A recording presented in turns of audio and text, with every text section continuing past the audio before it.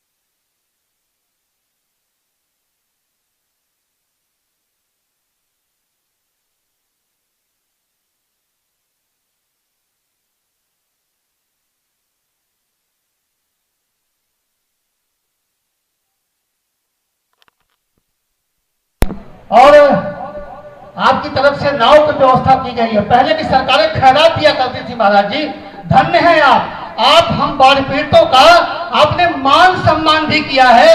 जिस तरीके से लखनऊ से पैकेट बना करके महाराज जी आपने दिया है, सम्मान और स्वाभिमान की रक्षा भी किया महाराज जी आपने। पहले लोग अजूनी में खैरात बांटा करते थे, आपने तो सम्मान के साथ हम बाढ़ पीड़ितों का मान रखा महाराज जी। आप हमारा आंसू पोंछने आए हैं, हमारे लिए स्टीमर भेजा है आपने हमारे लिए खाद्य सामग्री भेजी है, आपने नावें भेजी है, जिले के सारे अधिकारियों को महाराज जी आपने हम सब बाढ़ पीड़ितों की सेवा में लगा दिया महाराज जी। आप धन्य हैं महाराज जी। पूरा उत्तर प्रदेश आपकी आंखों में परिवार की तरफ बसा हुआ है। आप का इस धरती पर स्वागत नहीं, हम धन्यवाद करना चाहते हैं, आभार प्रकट करना चाहते हैं। फिर कोई मौका मिलेगा हम आपका स्वागत कर लेंगे, अभिनंदन कर लेंगे। आप हमारा आंसू पोंछ जाए महाराज जी। हम हृदय की गहराई से हम सभी चिल्लोपाल के बाढ़ पीड़ित और अपने सभी पार्टी के कार्यकर्ता आपका अभिनंदन कर रहे हैं, आपके प्रति आभार प्रकट कर रहे हैं और बहुत बहुत धन्यवाद महाराज।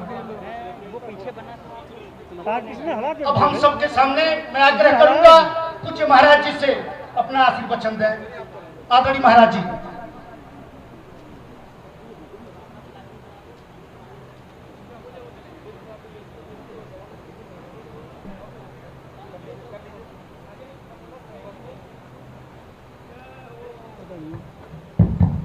भारत माता की, भारत माता की, भारत माता की। भाइयों बहनों, मैं आप सबका हृदय से अभिनंदन करता हूं। बाढ़ से पीड़ित होने के बावजूद जिस धैर्य के साथ आप सभी लोग इस आपदा का सामना कर रहे हैं, वह स्वागत योग्य है, अभिनंदनीय है। आप सबके साथ अपनी संवेदना को ही व्यक्त करने के लिए मैं और हमारे सभी पदाधिकारी यहाँ पर आपके बीच में आए हैं। मंच पर हैं पूर्व मंत्री श्री राजेश त्रिपाठी जी, महिला मोर्चा की उपाध्यक्ष श्रीमती अस्मिता चंद जी, भारतीय जनता पार्टी के महामंत्री श्री सबल सिंह जी, और भी मंच पर हमारे तमाम पदाधिकारी बैठे हुए हैं। बाढ़ पिछले 15 दिनों से आप देख रहे होंगे कि मूसलाधार बारिश पूर्वी उत्तर प्रदेश में भी है और नेपाल में भी है। इसके कारण भारी पैमाने पर पानी आया है। हर नदी अपने खतरे के निशान से काफी ऊपर बह रही है। अभी मैं पूरे गोला तहसील के उन सभी गांवों का सर्वे करके यहाँ पर आया हूँ। मैं पिछले कई दिनों से बहराइच, गोंडा, श्रावस्ती, बलरामपुर, सिद्धार्थनगर, महाराजगंज होते हुए कल दोपहर में ही गोरखपुर आया हूँ और दोपहर के बाद से ही लगातार गोरखपुर के अंदर अलग अलग क्षेत्रों में हम लोगों ने जाके देखा है। लगभग 304 गांव गोरखपुर के ऐसे हैं जो बाढ़ की चपेट में आए हैं और अकेले आपके इस तहसील के, अगर हम लोग गोला तहसील के ही देखेंगे तो यहाँ के 71 राजस्व गांव और लगभग 62,000 की आबादी बाढ़ से, इस बाढ़ की विभीषिका से प्रभावित हुई है। गोरखपुर जिले के अंदर 2.25 लाख से अधिक की आबादी यानी 2,26,000 से अधिक लोग इस बाढ़ की विभीषिका के कारण प्रभावित हुए हैं। प्रशासन ने पहले ही शासन के निर्देश पर बचाव और राहत के लिए उपाय किए थे। जैसे 405 नाव और 50 स्टीमर अब तक तो यहाँ पर लगाई है। अभी हम लोग स्टीमर की संख्या बढ़ा रहे हैं। एनडीआरएफ, एसडीआरएफ, पीएसी की फ्लड यूनिट, इन सभी को बचाव और राहत कार्य के लिए लगाया गया है। प्रशासन को स्पष्ट निर्देश दिए गए हैं कि संसाधनों की कोई कमी नहीं है। हर पीड़ित परिवार तक शासन की राहत सामग्री प्राप्त होनी चाहिए। हर बाढ़ पीड़ित को पर्याप्त मात्रा में खाद्यान्न मिलना चाहिए। खाद्यान्न की मात्रा भी पर्याप्त मात्रा में दी जा रही है। बैग आपके सामने हैं, आप देख रहे होंगे। एक खाद्यान्न पहले इस रूप में नहीं मिल पाता था और इस बार एक व्यवस्था बनाई गई है। हर पीड़ित व्यक्ति को एक बार में 10 किलो चावल, 10 किलो आटा, 10 किलो आलू,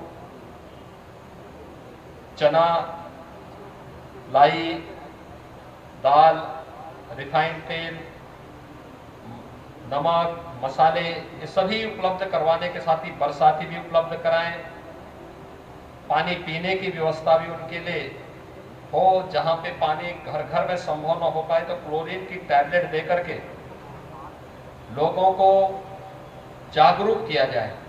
बरसाती पानी न पिए, पानी गर्म करके पिए।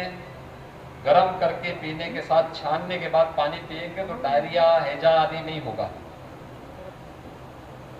पहले से ही व्यवस्था की गई है कि अगर बाढ़ की चपेट के कारण किसी की दुखद मौत होती है तो उस परिवार को, पीड़ित परिवार को तत्काल 4 लाख रुपए की सहायता उपलब्ध करवा दें।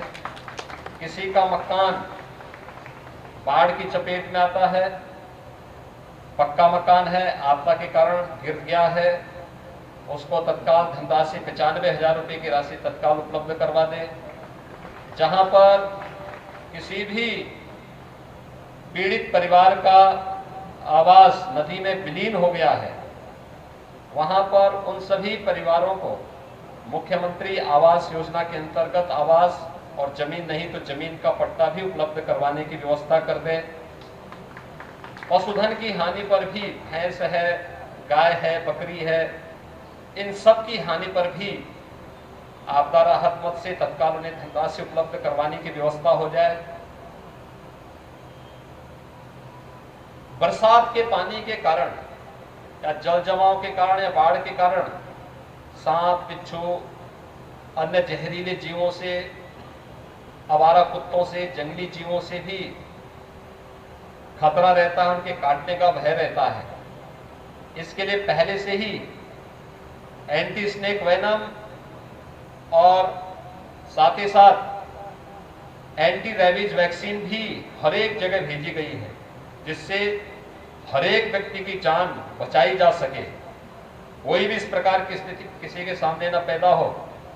पर्याप्त इंतजाम किए जा रहे हैं और भी संसाधन इसके लिए भेजे जा रहे हैं, लेकिन आपदा है, धैर्य पूर्वक इसका सामना करना पड़ेगा और आगे से बचाव के रास्ते भी इसके लिए ढूंढने पड़ेंगे, क्योंकि जब तक अस्थायी समाधान नहीं होगा बाढ़ की समस्या आएगी। और इस बार तो 15 दिन तक लगातार बारिश हुई है। मैं देख रहा हूं कि लगभग राप्ती नदी में, सरयू में जल का स्तर पिछले 50 वर्षों में इतना ज्यादा, गोरखपुर में मैं देख रहा था राप्ती नदी खतरे के लेवल से 2.5 से 3 मीटर ऊपर बह रही थी। बड़े क्षेत्र में वहां पर जल प्लावन की स्थिति पैदा हुई, लेकिन जनप्रतिनिधियों के साथ जितने भी प्रशासनिक अधिकारी हैं, पुलिस के अधिकारी हैं, राजस्व के अधिकारी हैं, कर्मचारी हैं, अन्य विभागों के सभी अधिकारी कर्मचारी युद्ध स्तर पर बचाव और राहत कार्य के लिए लगे हुए हैं। इस तहसील में हम लोगों ने बाढ़ बचाव के लिए पहले ही 11 करोड़ रुपए की उन परियोजनाओं को पूरा किया है, जिसने तटबंधों को बचाने में तो मदद की, लेकिन अभी इसमें और भी प्रयास किए जाने की आवश्यकता है। और सिंचाई विभाग अभी से इसका अवलोकन करेगा कि भविष्य के लिए क्या कार्य योजना इसमें बनाई जा सकती है, जिससे लोगों को अधिक से अधिक रूप से इन सभी कार्यों में राहत दी जा सके। इसके साथ ही यह भी व्यवस्था की जाएगी कि आने वाले समय में नदियों की ड्रेजिंग के माध्यम से चैनलाइज करना, नदियों की गहराई करना, जिससे नदी अपने सामान्य जो उसका राह है उसी के साथ वह आगे बढ़ सके। और इस पर हम लोगों ने बहुत सारी जगह जो कार्य किए उसके बहुत अच्छे परिणाम सामने आए हैं। बचाव और राहत के सभी कार्य प्रारंभ करने होंगे। बाढ़ के बाद भी और सावधानी बरतनी पड़ेगी। कोरोना महामारी के दौरान जैसे निगरानी समितियों ने बहुत अच्छा कार्य किया था, घर घर स्क्रीनिंग जाके करना, हर संदिग्ध व्यक्ति को जिसको बुखार है या कोई भी ऐसी पीड़ा है उस व्यक्ति को तत्काल टेस्ट कराना, कोरोना पॉजिटिव को हॉस्पिटल ले जाना या होम आइसोलेशन में ले जाने की व्यवस्था करना, ये सभी कार्य किए गए थे। ऐसे ही हमें बाढ़ के बाद जो पानी जैसे कम होगा उस समय सावधानी बरतनी पड़ेगी। और इसके लिए आज से लेकर के 12 सितंबर तक एक विशेष अभियान चला रहे हैं, जिसमें स्वास्थ्य विभाग, ग्राम्य विकास और पंचायती राज, नगर विकास और अन्य सभी संबंधित विभाग मिलकर के कार्यक्रम चलाएंगे, जिसमें स्वच्छता को, सैनिटाइजेशन को, छिड़काव, फॉगिंग, ये सभी के लिए सभी विभाग कार्य करेंगे। पंचायतें काम करेंगी, क्षेत्र पंचायतें काम करेंगी, जिससे मस्तिष्क ज्वर, डेंगू, मलेरिया, कालाजार, चिकनगुनिया, इन सभी बीमारियों से ही बचा जा सके। आप सब स्वस्थ रहें, प्रसन्न रहें, ये कामना हमारी है। आने वाले पर्व और त्योहारों के लिए एक नया उमंग आपके पास आ सके।